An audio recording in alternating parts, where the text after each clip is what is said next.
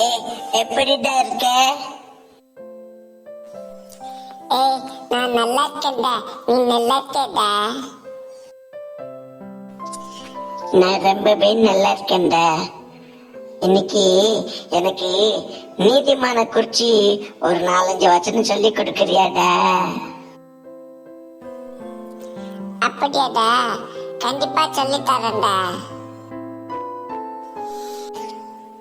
ஆனா நீ எனக்கு சொல்லி கொடுக்கற வசனத்தை நான் ஈஸியா மனப்பாடம் பண்ற மாதிரி சொல்லி கொடுட்டேன்.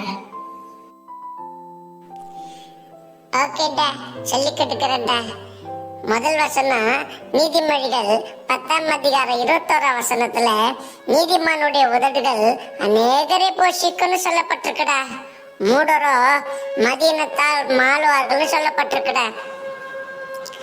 அப்புறம் நீதிமொழிகள் 11ஆம் அதிகாரம் 21ஆம் வசனத்துல கையோட கை கோத்தாலும் துஷ்டன் தண்டனைக்கு தப்பான், நீதிமான்களுடைய சந்ததியோ விடுவிக்கப்படும் சொல்லிருக்கடா.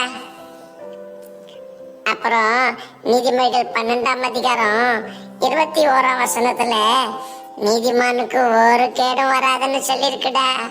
ஆனா துன்மார்க்கரோ தீமையினால் நிரப்பப்படுவார்கள் சொல்லப்பட்டு இருக்குடா.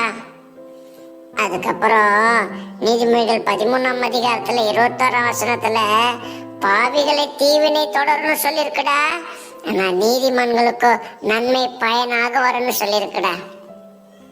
பார்த்தனா 10ஆம் அதிகாரம் 11ஆம் அதிகாரம் 12ஆம் அதிகாரம் 13ஆம் அதிகாரம் இந்த 10ல இருந்து 13 அதிகாரம் வரைக்கும் நீதிமான குறிச்சி ஒரே வசனத்துல 21ஆம் வசனத்துல சொல்லப்பட்டிருக்குடா.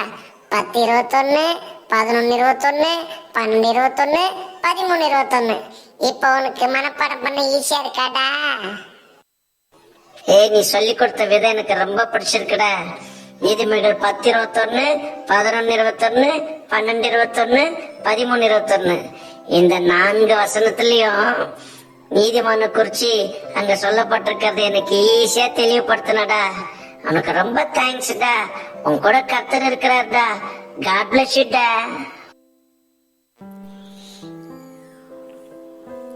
தேங்க்ஸ்டா. இப்படி எனக்கு கற்றுக் கொடுத்த தேவனுக்கு தான்டா எல்லா மகிமையும். கர்த்தர் நாம மகிமைப்படட்டும். காட் பிளஸ் யூ டா.